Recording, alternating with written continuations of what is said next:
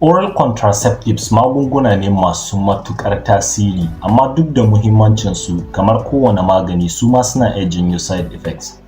Mafi yawan side effect da aka fi fuskanta shine breakthrough bleeding. Wato bayan kina amfani da magungunan za ki iya fuskantar jini ya zo miki kwatsam. Bayan waɗannan za ki iya fuskantar waɗansu side effect kamar tashin zuciya, ciwon ciki, ciwon kai, jin ciwo a mamanki idan aka danna, fitar ruwa a gaba ko ragewar sha'awa.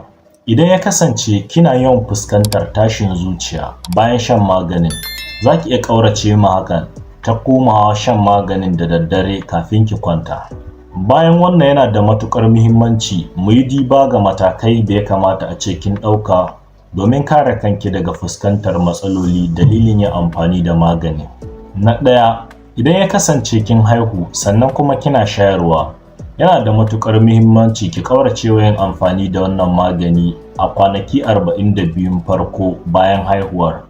Yin amfani da wannan magani a wannan lokaci na ƙara miki fuskantar haɗari kamar curewar jini a jiki ko kuma ya janyo nonuwan jaririn su ƙara girma. Domin gujewa haka, mafi dacewa shine ki je ga likita domin tabbatar miki da rashin illar yin amfani da maganin a gare ki. Na biyu, idan ya kasance kina fama da waɗansu larurori da ke shafar zuciya da kuma hanyoyin jini, yana da matuƙar muhimmanci ki ƙaurace wa yin amfani da wannan magani. Na uku, idan ya kasance kina fama da ciwon suga sannan kuma kina so ki yi tsarin iyali, yana da matuƙar muhimmanci ki ƙaurace wa yin amfani da wannan magani, kasancewar maganin na iya kawo tasgaro ga yadda ake sarrafa suga a jiki.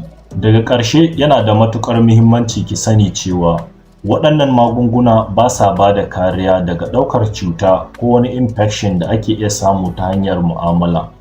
Idan kina buƙatar kariya da hakan, akwai buƙatar ki yi amfani da wani tsarin kamar condom. Ina fatan kin koyi wani abu daga wannan bidiyo sannan kuma kin ji daɗinsa.